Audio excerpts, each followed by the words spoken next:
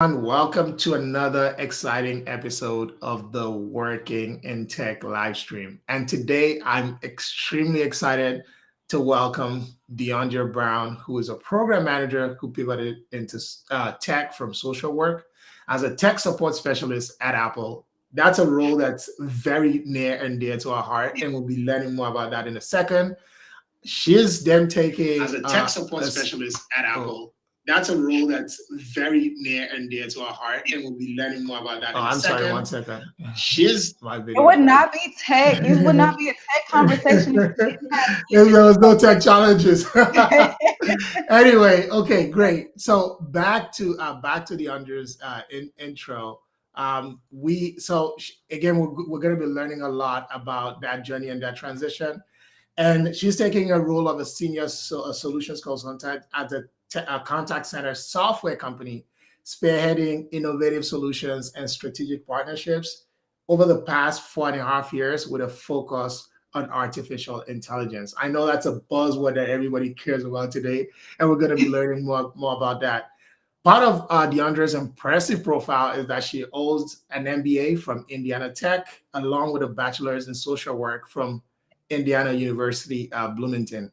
Currently, the secretary for Young Professional Toastmasters of Houston. I think that's also something I want to get into because I love Toastmasters. She's demonstrated leadership across tech and community organizations. During our time at Genesis, Deandra was on the leadership team for the Black ERG. I think those are like resource groups, and driving inclusion and advocacy. Hailing from Gary, Indiana, she now thrives in Houston, seamlessly blending technology, expertise, and education, fostering inclusive communities. How did I do? You did so well. Thank you. That was awesome. That was a really great intro. Thanks, Jawan. I'm like super happy to be here. First, I'm going to say hey to all my friends and family who are here on a Friday night. Thank y'all for supporting me. I appreciate that. And Jawan, I appreciate you for having me and just letting me spread my message and my story. I'm super excited for us to jump in. Yes, I'm really excited too. Before we dive into that first question, hit that like, hit that subscribe button, and please share this with your friends. You don't want to be the only one enjoying the goodies that we dish out on this show.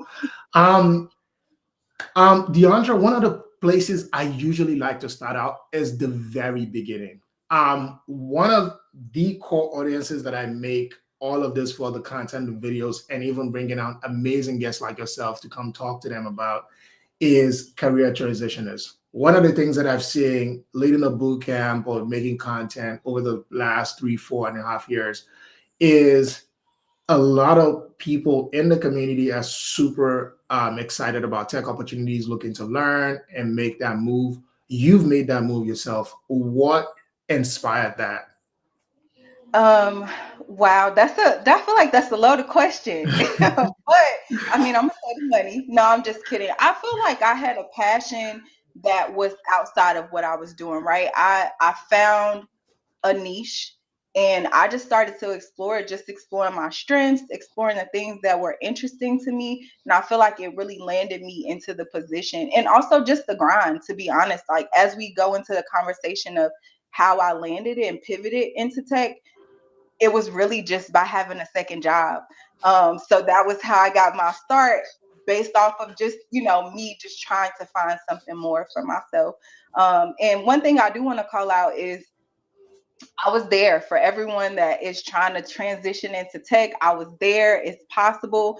And I really love to just spread the message about the power of the pivot. I feel like that's my story, right? About how you can pivot at any point and really just get to a place that you want to be in life. And as you'll hear, it's definitely, I'm still pivoting right now.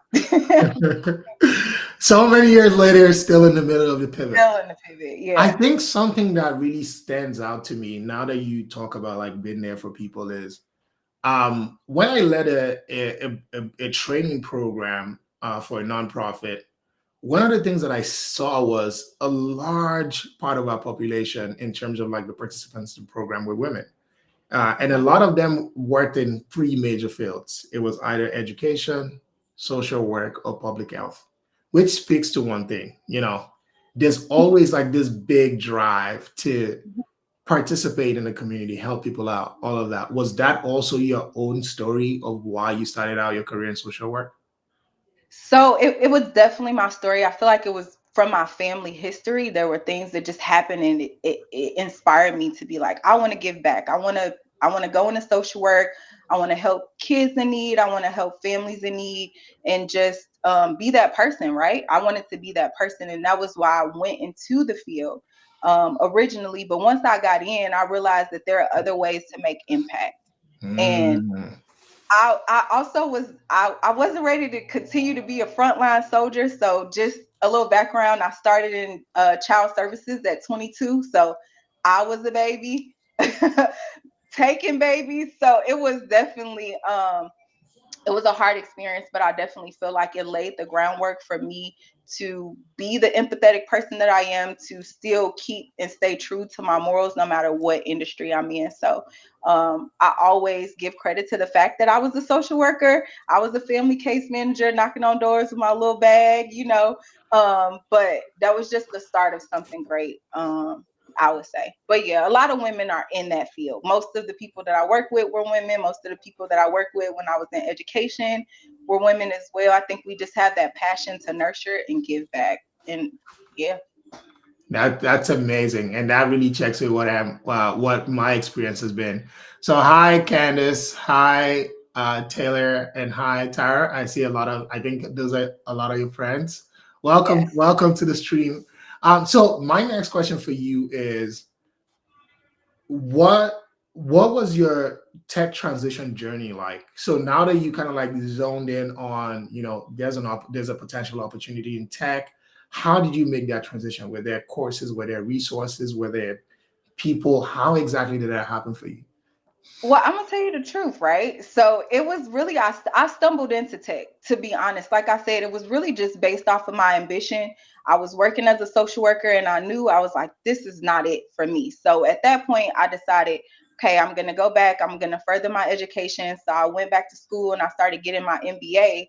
And simultaneously, I got a part-time job at Apple. So I'm working full time as a social worker, going back to get my MBA, and then I started working at Apple part time, right? I didn't know they was just paying $20 an hour. So I was like, I'm gonna do this. Like, this is an amazing part-time job, and you get discounts, you get discounts. Yep. So I started working at Apple, and I started to like technology. I was in the Genius Bar, so I was troubleshooting. I was dealing with the phone glitches, with the releases and the betas, and the drops and all those types of things. But as I was finishing up my MBA, there was a guy there, and he was just like, "Oh, I'm leaving for this company called Genesis." He was like, "I'm gonna be a software engineer at Genesis." So again, I'm still in this phase of just trying to figure out what I want to do. So I want people to understand, like, you don't know exactly what you want to do, but you have to create those opportunities for yourself, right? Just by me having a second job created an opportunity for me to get immersed in tech. And then someone else in my job just told me about a company that was hiring. And I was like, okay, I'm gonna look at Genesis. Did not know what it was. It's a CCaaS company, a contact center software company. Looked it up online, didn't know what it was, but I decided I'm gonna apply for every job on their website. I literally, jobs that I wasn't qualified, I probably was applying for CMO jobs, CFO jobs, typewriter job. I didn't know what it was, but I was just like, he's going there. He black. He worked at Apple. I know him. So I just started applying for roles, and I got a call back, and it was for an associate's program for a solution engineer, which is essentially a technical resource that does demonstrations of their software. And again, I still didn't know what I was doing. I'm like, I don't know what this interview is about, but I'm gonna go. So I went to the interview, and it went well to an extent, but I didn't get a call back. They were like, oh, we went with other candidates. So you won't be in this group. It was a 6-month training program. Where they would train us to be this technical engineer. So I was like, okay, it must not be for me. But that wasn't something that stopped me. So again, when we talk about creating opportunities, I decided I'm still going to stay in contact with the people who interviewed me. I'm still going to stay in contact with the HR, recruiter that gave me the opportunity. I linked with them on LinkedIn. I sent them all messages. Hey, if anything else comes up, keep me top of mind. don't forget me. You know what I'm saying? I was just like, don't forget me. And I kind of forgot about it. And a month later, they called me back and was like, hey, we're building out a new team. This role is completely remote, which I wanted. It was like 50 to 70% travel, which I wanted. And it started in a timeline that was actually better for me. It was like 2 days after my birthday. That's the best birthday gift you could get, some money. I love that for my birthday. So, so I started with that, and that was just like how I really got my start. So I like, one of the things that I always try to convey to other people is like, don't feel like you have to have the answers, right? You just have to try. Like, you just have to try to find your opportunities, create those opportunities, and just continue to go after them, even if a door is closed, because a better door could open. But yeah, that's how I kind of got my start. That was the start of my pivot into technology. So, Apple opened the door. Of course, it was great that I had Apple on my resume too. When I got there, they were like, oh my gosh, she's from Apple. I'm like, I work in a Genius Bar, but okay. I will take it. I will take it. So yeah, that was really what got my foot in the door, is having a second job. I always will give credit to that for sure. Mhm. You touch on something that it might not seem like a major key to a lot of people, but it is. So when people talk about tech a lot, you hear, oh, do this boot camp or certification or this or that, and then start making six figures, right? And that's all good. I don't have any problems with that. The challenge is that's not going to convert for a lot of people. Sometimes you will still get to that six figure bag, guaranteed. Know that. But I think how you start out is even important, because, and I want to deconstruct it. So tell me more about it if the way I'm thinking about it makes sense. So you go to Apple to do this part-time role. First of all, that gets you more comfortable with the idea of working within a tech company. Second of all, you're learning more about the inner workings. So there's engineers, there's people building out these products, there's supply chain people who are ensuring that customers are getting their products. You start to see the inner workings a little bit better.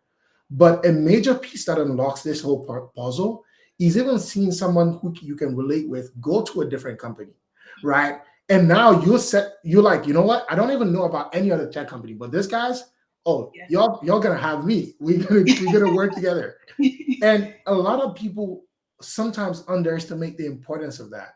So tell me if that, like, how much important that is in your career journey.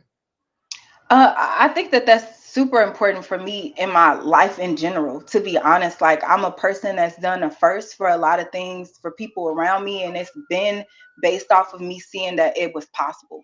You know what I'm saying? So even just him saying, I'm going to this tech company, I'm like, well, if he can do it, I can do it. I don't know how, I don't know when, I don't know where, but it just kind of gave me a target to focus on. Like, I was throwing my daggers everywhere, but I was definitely really focused on that company, because I personally knew somebody that was going there. And like you're saying, like, yeah, I had exposure by working at Apple. So I understood how the machine worked to an extent. And I mean, again, I just told you, I signed up to work part-time at Apple and give up my weekends for 2 years, all of my weekends, because of the pay. So again, it was another thing that was like, it let me know, like, if I was to do this full time, you get what I'm saying, there's way more opportunity. And then just even when I got that interview, when I got that opportunity, it just showed me like something that I did as a means of ambition, as a means of survival, kind of opened other doors for me. And that's why that's why I took the initiative to even have this conversation with you, because I want other people to know, like, if I can do it, they can do it. And sometimes it just takes someone showing you the way, or that it's possible for you to actually, go after whatever it is, and not just, live in fear. Like I said, I was just throwing mud against the wall and seeing what was gonna stick. I was like, I'm applying for everything. So yeah, but it was just based off of having that exposure to him. And another thing that I'll say based off of what you said, and to one of your points, is it's not really about going in and making six figures. Like you said, it's gonna come. Like, that's gonna come. You can get there, but it's really, to me, the most important thing is understanding the work environment, understanding the role that you're going after, and really, like, enjoying what you're doing and working for a good company. So even though I was applying for all of the jobs on the Genesis website, I also was on Glassdoor looking at their reviews. How many Black people are there? How many people reviewed them? What are the average salaries for all these crazy jobs that I'm applying for? And they were under 6 figures when I started. You get what I'm saying? Like everybody's the lifestyle and they want to jump right into it. And it's like, no, you have to do the work. Unless you've done the work, unless you're a VP, you ain't coming in making VP money. You know what I'm saying? So I'm saying, or if you are, you put in time, years, school, sleepless nights. But if you're just trying to get in to see like, oh, I'm working in tech, everybody in tech is making money, like it might take some time before you make that money. I still am amazed that I'm like, dang, I've been in tech for 5 years now. You know what I'm saying? It seems like yesterday, you know what I'm saying? It was pre-COVID, right before COVID. So, we lost a couple years with that. But it feels like yesterday, but it definitely was a progression and a transition. And it's taken a lot to get to where I am. And it's going to take even more to get to where I'm trying to go. There's an inside joke among me and one of my friends about how irritated we used to be whenever like we would look at job descriptions a lot earlier in our career, and it would say 7 years of experience, and we'd be like, well, we got the skills, why do we need the experience? But it's like, have you made the mistakes, right? Have you learned from those mistakes? Have you been in tense situations? How did you solve them? It's the character that's built in those failures. That's what I feel like. So it's just like, I can't come in and say that, you get what I'm saying? I can make certain decisions if I haven't seen what the effects of making the bad decisions are. And honestly, to be honest, in some of these industries that we work in, you don't want that pressure. Like some of that stuff is like hire or fire you. You know what I'm saying? So it is better for me. I came in as an associate. So that's the lowest level you could come in. Were you humbling yourself? I was a freshman. I was like a real freshman, okay? But I worked my way up and I'm a senior now. And the next level is a principal or whatever else I want to be. And again, I always tell people to get in low, and then you can go wherever you want to go within a company, and you can use your work ethic to prove your worth. But don't always feel like, oh, they're not paying enough, because the opportunity sometimes is bigger than what, the salary is, to be honest. The opportunity is bigger than the set. Wow. You're just dropping so many gems right now. It's like you're on a roll. That's me. That's my thing. I think you, in your story of your colleague who went to Genesis and then kind of like opened up that idea, and even like you're keeping up after like something not working out, you've already touched on like the power of networking. Can you go a bit more deeper into it, like how it's helped you in the course of your career? Because I know that that's something that people talk about a lot, but again, it's a little vague. It's like network, but how or what is the effect of it? So I would say this. I don't think that I understood, again, because I'm still learning. I'm 5 years in corporate, which is nothing. I'm meeting people who are like, I've been doing this for 30 years. You know what I'm saying? But I'll just kind of tell a story about how networking actually got me into my latest pivot, right? So I've been working at Genesis for a few years as a solution consultant. And one of the things that we typically do is we go to on-site events. And as a technical SME, I would go in and just do panels or have conversations, talk to the technology. Well, again, being Black, right? There was another Black woman that was in our network, and everyone was like, oh my gosh, she's amazing. You have to meet her. You have to meet her. So I'm like, okay, I guess I got to meet her. It's only 2 of us, so we got to be friends. So I ended up meeting her, and I reached out to her at some point. And I was just like, hey, if you guys ever have any opportunities down the line, let me know. You know what I'm saying? That was like 2.5 years ago. We just met on a whim at an event. And most recently, again, when we're talking about the power of networking, I wanted to get more visibility into the community in Houston. Like I wanted to, sow my roots a little bit more. I wanted to get more into the community. And the woman that I met a couple years ago, she actually had a DE&I group for our technology that we do, but it's like an agnostic group, right? Anybody can join. So I just reached out to her. I was like, hey, let's have a conversation. I just want to join the group. I want to learn more about the group. Hey, Keisha. I want to learn more about the group. And just based off of that conversation, it landed me a new position. You get what I'm saying? It landed me the salary that I wanted. It landed me the flexibility that I wanted. It landed me just in a whole nother network. And then I also gained a mentor in that conversation. So it was just, it was solely based off of networking and just staying in contact, being, again, taking opportunities. If I hadn't just reached out to her on a whim and said, hey, I see you doing something and I like what you're doing, I would love to be a part of it or see how I can add value. And then she was like, oh, you have a lot of value, but you get what I'm saying? We can give to one another in a different way. You know what I'm saying? So I really do think that networking is important. I didn't understand that a few years ago. I didn't really get the concept of your network is your net worth. But honestly, there are so many opportunities that can be given to you that you might not even be searching for. Your name is in rooms that you're not in because you made an impact on someone else. I mean, even with us, I reached out to you, right? You didn't know who I was. You connected with me on LinkedIn. I don't even know. It was probably from Afrotech or something. Everybody was linking up at Afrotech. And I just saw what you were doing. And I was like, this is amazing. Like he worked at Apple. We had that synergy.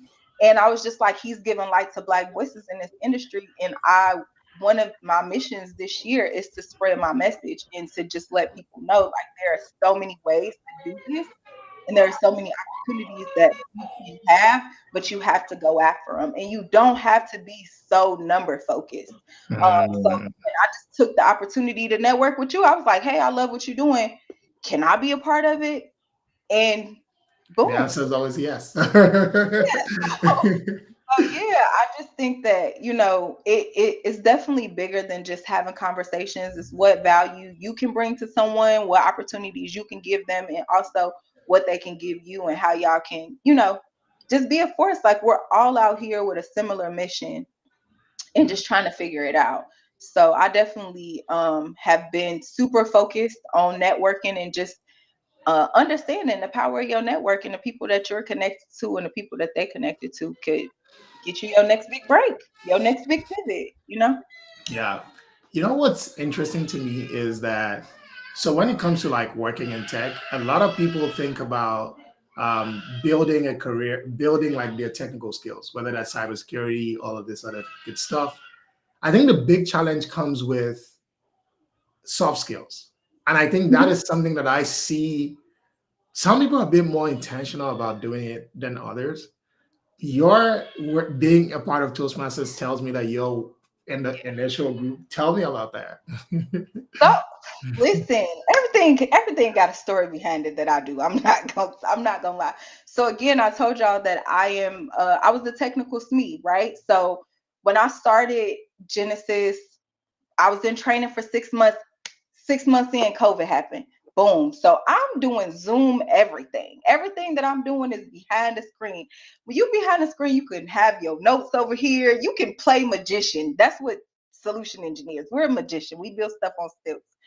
But we had our first in person, right? So I flew into Toronto and I had to do this presentation.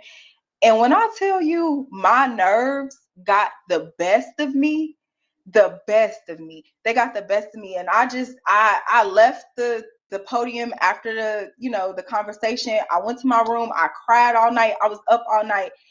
And I was like, I remember that my mentor, Keisha, she's on here. She told me about Toastmasters a few years back. She always poured into me. And she told me, she was like, I'm thinking about doing Toastmasters. Toastmasters is something that'll help you with your public speaking. So in that moment that I'm like laying in bed, like, oh, my life is over. I'm going to get fired because I can't talk.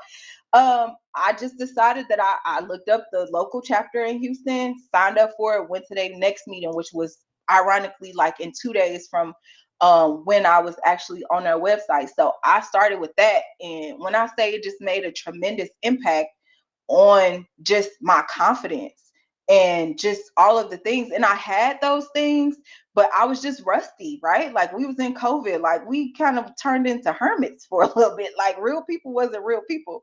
So yeah, that's how I ended up getting into Toastmasters. But I mean, I think that it's always good to find ways to develop yourself, especially in areas that you might have weaknesses, especially in public speaking. Everybody kind of like shies away from public speaking.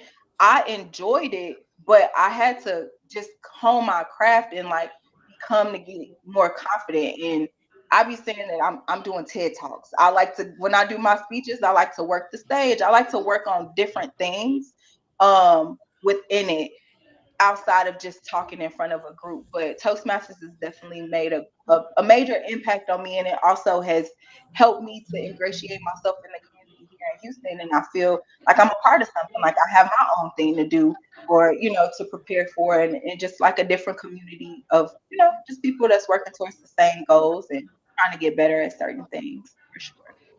Great.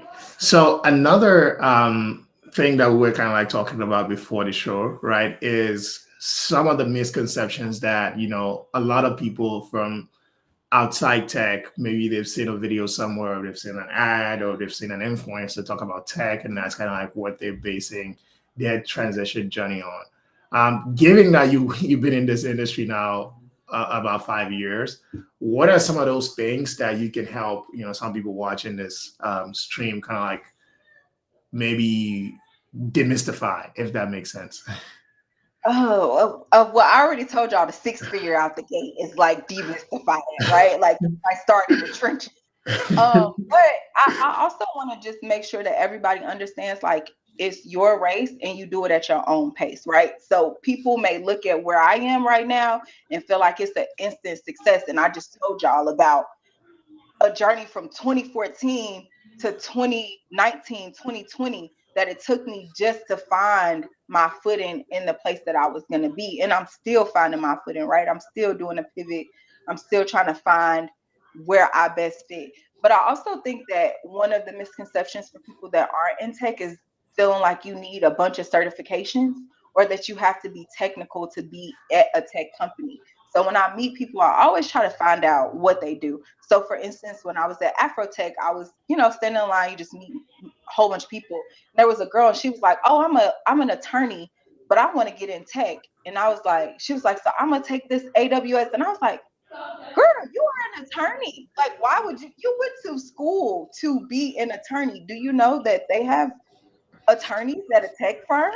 Like every company has an attorney. They're writing contracts, they redline, and they're doing, like, don't feel like you have to throw away your experience to transition into a new industry, right? Like you don't always have to throw away what you've already built, because you are an expert in that. So start with your strengths, start with your value, and don't necessarily feel like you have to go a different route because social media says if you work in cyber, you make this amount, or if you work in that. Like, get in a cyber company and find out what roles you like in that cyber company. Don't pigeonhole yourself into something, because again, just because you get these certifications doesn't mean that you're going to get chosen, because they want experience, or that you're going to make the money. You get what I'm saying? So if you go in and you're like, "I've been working in HR for the past 10 years, you're going to be a great HR candidate for that company. But Right out the gate. But once you get in, we also talked about networking, right? You network with, okay, let me try to find people in this department. I'm trying to link with somebody in every single department so that I can learn the roles, learn what their day to day is. And then also, I'll have somebody that can champion me and sponsor me and open the door for those opportunities, or give me those opportunities before they even hit the market. That's something that I found when I networked my way into this position. I was like, oh, it's people getting jobs that haven't even hit the internet yet. You know what I'm saying? Like, so, just finding different strategies, but not necessarily feeling like you have to be technical or go into a company one way, but using the value and the strength that you already have to make an impact, That's such a powerful statement. And to kind of like add a little onto that, it's like if you're transitioning into tech, you're already coming in, quote and unquote, at a disadvantage. If somebody is been in a role, let's say software engineer for 2 years, and you're coming from outside coming in, you're competing with that. Mhm. So the as much advantage as you can give yourself in that situation is going to help you out in the long run.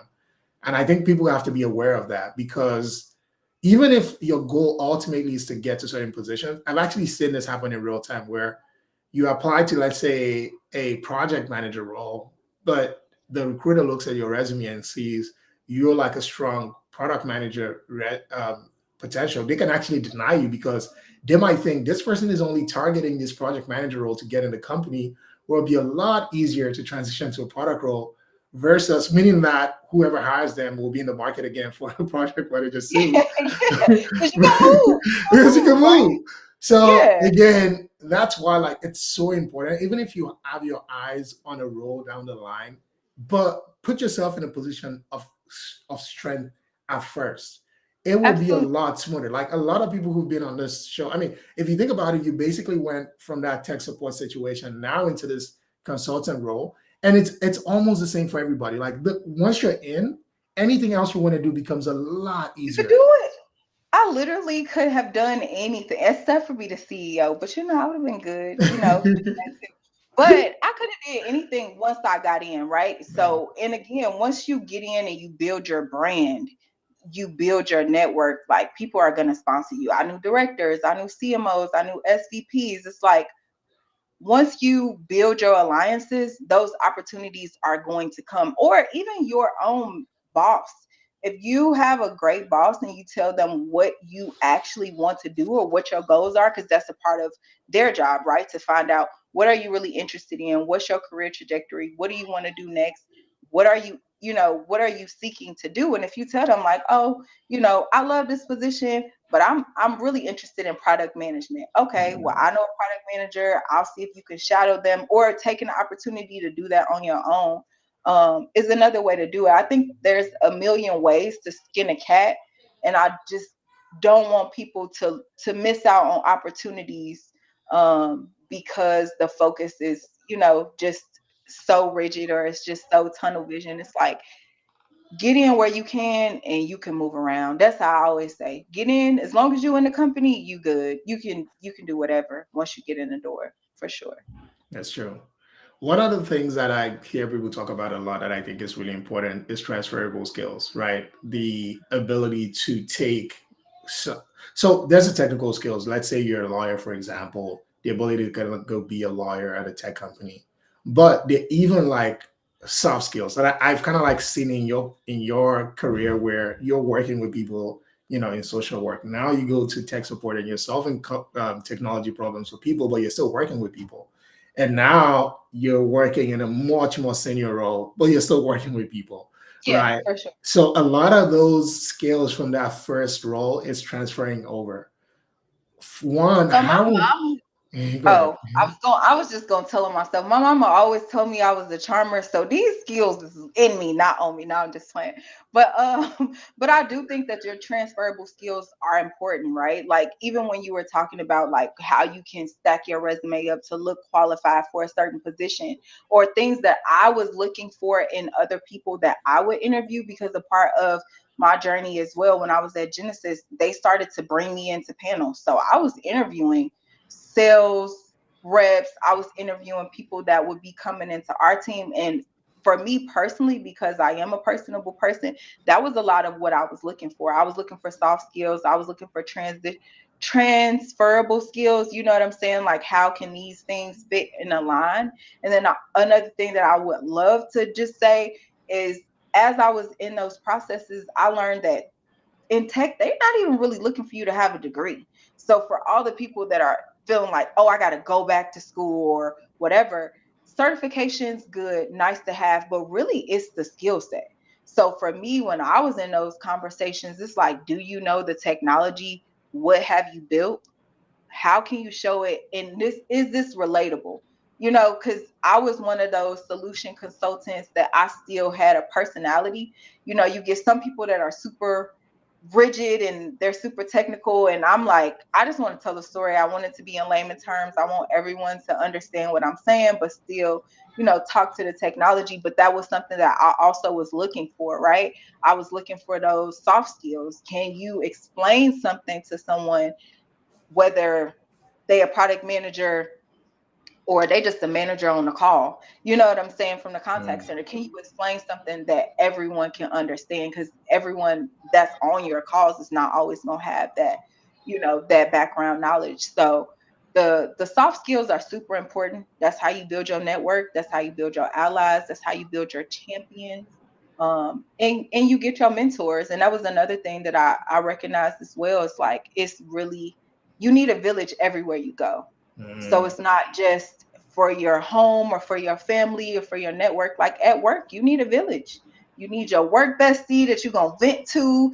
You need your mentor that's going to help you to, build yourself up. You need your corporate sponsor that's going to have that clout in the ecosystem, that can vouch for you and that can say, this is going to be that person for the job. Like, you need to build different allies again. And a lot of it comes with soft skills. A lot of it does come with, just going the extra mile to get to know people that are around you and help them to understand you and what value you bring as well. And some of those transferable skills that we're talking about can get you those opportunities again. That is such a big key. That is like such a big key. Being able to kind of like connect with people who can then put you onto things. Yeah. So I like this. Mentorship is something that people also talk about a lot, and I think it's kind of like misconstrued a lot. And one area I would like you to help shine light into it is like, for people who may not necessarily have a mentorship network, or because if you think about it, like if you're completely outside of tech, it's very unlikely that you're going to have tech mentors. So if you were starting out building up relationship with mentors today, how would you do that? So I think that I feel like there are a couple different ways that you can do it. I'm not gonna lie, slide in them DMs. If you see somebody who is doing something that you want to do, reach out. A lot of people want to give back. A lot of people are just like me. They want to help other people. They want to tell their story. They want to guide. They want to mentor. So I would definitely say that. And then the environment that you want to have, you have to place yourself in those environments. So even with networking events, like, you have to be, I guess, very intentional about creating those opportunities and finding the people that you want to be around, and becoming a person that you want to be. That's one of the things that I feel like is most important. It's like, you have to create those opportunities for yourself.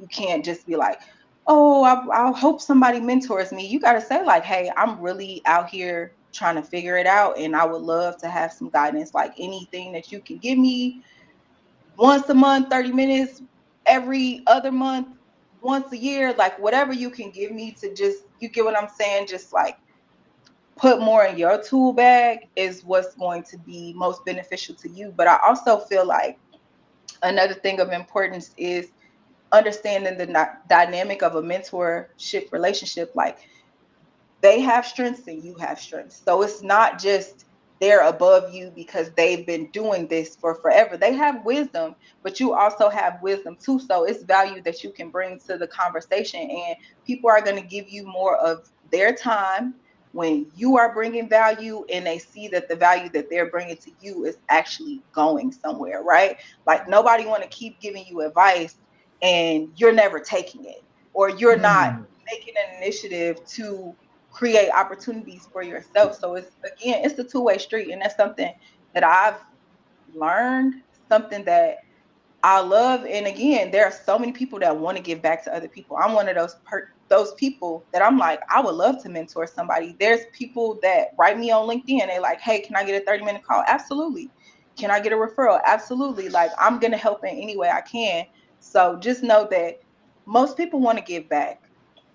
Most people want to be your mentor, but also they're not going to run up to you and create more work for themselves, right? Who else want a 30-minute call every week outside of, but people are definitely willing to give you that, especially if they know that you're investing in yourself, for sure. And I really like how you landed it, because that's my view about like even your approach. Because for example, like I run away from a lot of like call situations, and it's because like number one, that's one of the reasons why I created this. I must have done like one-on-ones last year, nothing less than 20. Yeah. And it's like, number one, I'm not even always the best person to answer those questions. So I'm like, why don't I bring the experts to come talk about it for an hour? And I'm like, at the very minimum, number one, if you watch this podcast, now you have an entryway to talk to Diondria. I'm like, oh my God, I love what you do. I watched your whole 1 hour. First of all, that signals to you that this person has already made an investment. And then second of all is another thing that I see that's super important is this ability to then make it a low effort thing for the mentor. I think if you approach mentorship from a low effort perspective, for example, I'm trying to become a consultant, or I'm trying to become, somebody who's customer facing. And now I've narrowed, first of all, I've brought it to you that these are my top skills. And second of all, this is what I've done in the past. And third of all, these are the 3 career paths I'm looking at. What do you think? You can give me an answer right away. Why? Because a lot of the discovery questions you would ask, I already answered them. I've made it easy for you. Now, if that happens 2 to 3 times and I say, hey, I'm still having some issues here and I want to jump on a call, the answer is most likely going to be yes. But, what I've seen sometimes is like people send hellos, and that feels like a trap. It's like, why are you sending a hello? Like, are you going to kidnap me once I say hi back? Right? Why don't you just tell me what you're interested in, so I know if it's something I can give up? So I think like there's definitely some better ways to do it overall. Yeah, for sure. Well, again, I think that you should come in the conversation.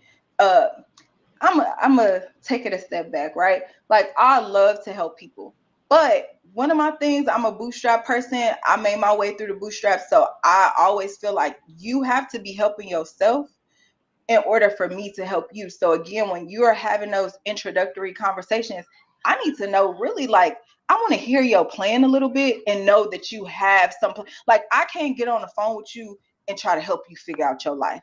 Like, you have to have some type of direction and then we can work from there. But I can't be essentially like your mom or your crush. Like, I can stand beside you, I can walk with you, I can guide you to where you want to go, but you have to have your own direction, or you get what I'm saying, some type of idea of what you want to do, because again, this is your future. It's not my future. Like, what works for me may not work for you. The skills that I have, you may not have. So it's like, if we know what we're working with, you know what you're good at, we kind of talk through that and work through that, and you're actually showing intention and effort, then we can definitely, you get what I'm saying, grow this conversation and grow this relationship.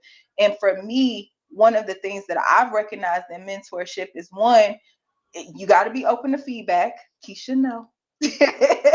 Keisha knows.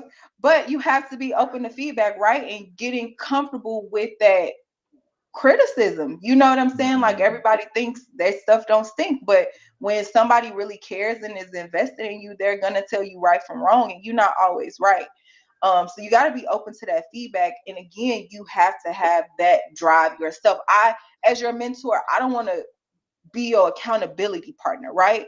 I want to be somebody that knows where you're going, what your plans are. I'm supporting you in those plans. If I find opportunity, if anything lands on my desk, like, I'm pushing them towards you. But I don't want to be dragging you or holding your hand, you know what I'm saying? Trying to get you to the place that you are telling me as the mentor that you want to be, right? So I think that those are things to just keep in mind, even when initiating those conversations. And John, I did see your question.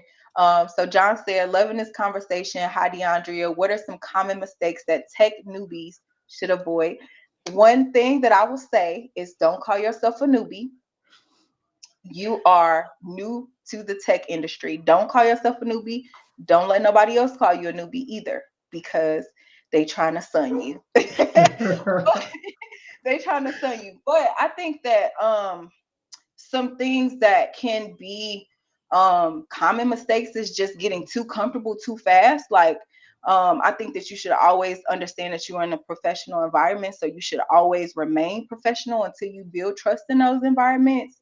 Look at everything as a business opportunity, you know what I'm saying? And it's not really what you can gain from it, but what you can bring as well. I think that um, in building your network, honestly, like I feel like you will get a lot further if you build your network within the company and building your personal brand.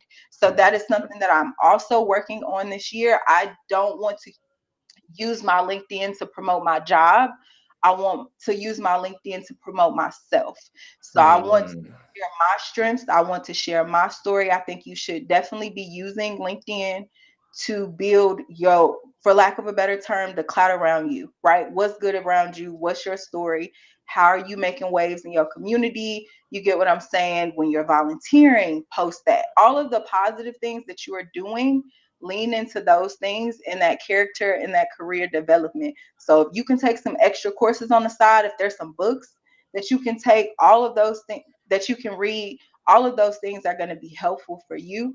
You know what I'm saying? But just remain focused. That's something that I'll say, and just stay the course, and everything is really going to work out. If you're working in the right direction, it's all going to work out in your favor. It takes time. It's a journey. It's mm. not a it's not an overnight thing. As I was saying, I'm still on my journey. Don't be on my journey for a long time, but just know to be confident, to speak up. Do not be quiet. Do That's one thing that I would say. As someone new starting a career, ask questions, even if it's a simple question. Well, why do we do it like that? Just continue to make your presence known in rooms so that people understand that you're there and you have something to say. Add in feedback, all of those good things. I think that those are ways to make your presence known and to build your brand and to become that person. Find something that you're good at, that you see other people ain't good at, and then make it your own. And you're going to be the person that everybody goes to for Excel. You know what? You're going to be the person that everybody goes to for these Outlook meetings that nobody know how to schedule on their own. Or just take charge of a project, even if it's a side project. Don't feel like you have to wait. Again, creating opportunities. Don't feel like you have to wait Mm, for your manager to assign something to you. So, for instance, right now I'm new. There's no onboarding document for the role because they just made up my role. So for me, that's like my little pet thing. I'm going to create my own onboarding document. I'm going to create my own who to know list. I'm going to create those documentations, and at some point, I'm probably gonna put them into production. Nobody has this information, so it's just like creating opportunities for yourself to just make a big splash, and always ring your own bell. Always ring your own mm. bell. Add an email, add higher ups on there. Hey, just got this completed. This project went well, whatever it is. Always get visibility into the things that you're doing, to just build your brand. That's really what it's about, for sure. Wow. And that's something major. Again, this is why this is so powerful because you hear so many of these gems. And it's so interesting that a lot of my guests just brush over them. But in the tech industry in general, whether that's on your job or even trying to break in, being visible is extremely, it's one of the most important things you can do. So for example, like there's a lady that every time I go on LinkedIn and see a post, it just blows my mind. So she's on a journey to becoming a UX designer, and she's walking through every major thing. Oh, she's working to make our designs more scalable, but this is the challenge she's running into. Does anybody else run into them? Or is this dark mode screen better or light mode? It's funny, like randomly she's sharing those things, but if you're a recruiter and land on that page, you don't have to ask if that person is a designer. It's almost like Yeah, you claim to be an artist who's chasing a deal, but when we go to your Instagram page, you're not singing any songs. It's like, yeah. how do we really know that you're an artist? So it's the same exact thing. When you build that brand by sharing your journey, your learnings, all those things, it almost takes it completely out of doubt to where it's like, oh, is this person really doing this? Nobody can ask that. Well, And and even in, you take your power, right? Like you shift the power dynamic, because this is what I feel like you were getting to. but you shift the power dynamic from you seeking opportunities to people seeking you, because now you build the cloud around yourself as that person, right? If you're sharing, oh, I just did a speech, I just did this, I just did that, I went here, I did that, I was a part of this organization. Now people are like, okay, he really doing something. Like, we need to be paying attention to him. And that's what LinkedIn is for. Like, that's what that's for, is to like build your own brand around yourself. And it's just like, we'll do it with Facebook, we'll do it with Instagram, we'll do it with all these things, but at the end of the day, everybody want to make money. You need to be investing in your brand and really, you know, focusing and zoning in on that. And Jawan, for what you said, like, the visibility is really a thing. So I used to be that person that's just like, I'm doing my 8 and skate, I don't want to be seen. You know what I'm saying? I wanted to play the back, and then I got into this industry, and it's just like, you're not gonna go far, or you're gonna get chewed up, you're gonna get looked over, you're not gonna get those promotions that you want, because you're not showcasing the value that you're bringing to the company, right? So you can have all these wins, but if don't nobody know it, it really doesn't mean a lot, you know. It's So not people even a are going, win. people going to President's Club getting free vacations. You like, dang. But it's like, you get like 15 days that you could have, you get what I'm saying? It's still political. I would say it's still political, but you have to just be authentically yourself. Bring your authentic self, not too authentic now. Don't be up in there. Y'all know, don't be being ghetto, but you gotta bring yourself.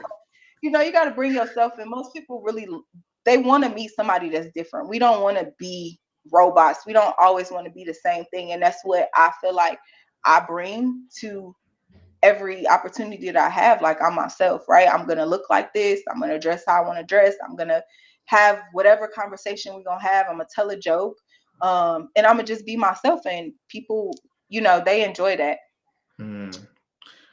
So quickly, everyone, again, like, share, subscribe. We've already entered like the audience questions, and we're really enjoying the questions. I think Diondria is about to take the next one, so please take it away.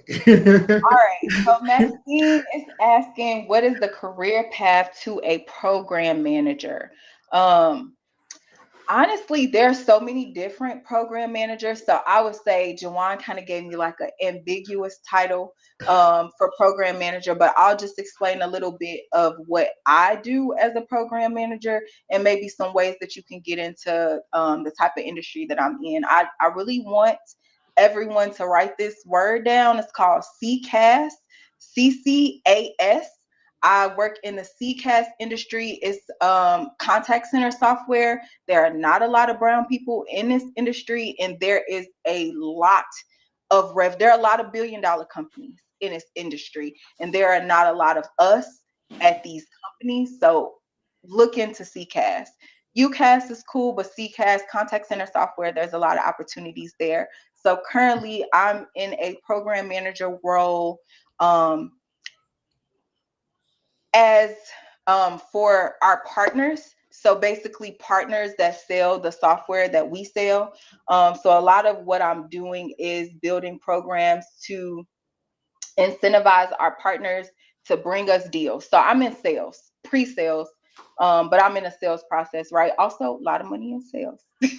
Do not, that's, if y'all gonna go into tech, if y'all trying to make the coins, look on the sales side. You don't need no technical for that. You just need a personality and some grit. But yeah, so a part of what I'm doing is just creating programs for our different partners, giving them training, helping them with certifications, and just teaching them more about our products. And then at the end of these programs, we're doing joint we're doing like joint events and stuff together, right? So I can't, they recently just made this roll up for me. So I can't really tell you just like a perfect trajectory for the growth in that particular field, just because it's new for me. It's my newest pivot. So give me like, I'm 2 months in, so give me another like 6 months and I can give you the game. But if you want to link with me on LinkedIn and we can talk more offline, if you have different questions, feel free. Diondria Brown is spelled just like that, Diondria Brown MBA. I'm happy to, talk more offline and just get to know a little bit more about you. Yeah, amazing stuff. Yeah, that was actually gonna be my own next Q&A question before you answered it, but it's interesting that you did because I'm really fascinated about the technology, and I wish you can just shed a bit more light about the CCaaS technology. Okay, yeah, for sure. So CCaaS is currently cloud software technology. So it's the technology that agents are using in the contact center. So for instance, when Comcast mess your bill up or they cut you off, whatever situation, we no judging. Um, but the number that you call and you press one to talk to sales, two to talk to billing, three to talk to X, Y, and Z, that's the software that we build and we create. And then when you get to the other side, right, and you're talking to the agent on the phone and they already have your information pulled up, or you're on the website and you're talking with chatbots, doing whatever you're doing via self-service, that's the kind of software that CCaaS is, right? So it's something that we're using all the time. One thing that I really love about it is it's just common use cases, right? Like how to sending you a text message from your doctor to remind you about your appointment, right? That's the kind of software that we build. So again, it was a little easier for me to learn because I'm a consumer. And again, Mm. it's I worked for two different billion-dollar companies, and y'all Wow. probably don't know their names, right? But there is a lane. I've been meeting people that's been doing this for 30 years, and I'm like, wow, I never even heard of this, right? So that's why I just don't want people to get hung up on Microsoft, Apple, Google, all of those things, because the tech industry is wide and deep, and it's not just cybersecurity, it's not just Apple, it's not just technical certifications. Like there's a wide range of things that you could be doing. And ways that you can make an impact and not have to go through. Because one thing that I will say, I don't like being technical, so I'm happy to be in this program manager role. Janine, you asked what skills do you need to excel in program management, and for me, a lot of the skills are one, soft skills, right? Because I'm working with partners, we're building relationships, I'm building trust with them so that they will give us their customers, they will bring us business, but also more that strategic mind frame of like how can we motivate, how can we incentivize people, as well as organization, working with different systems like Asana. It's really also adjacent to project management as well, because you have these programs that you have to run, and then at the end you got to make sure all these checks and balances have happened, and you have to have the budget to have whatever event or whatever you've promised them, right? So it's kind of like an ebb and flow. And for me, it kind of took all of the skills that I naturally have and it put it into one role. So I'm excited about it. I love it. So there's something about the role that you're in, and I'm trying to understand if it's that. But one of the things that I like in that sales process or is like that solutioning aspect where you're in that stage where you're trying to figure out what's the use case this person has, or how can we maybe mish and match two different technologies together to build a perfect solution.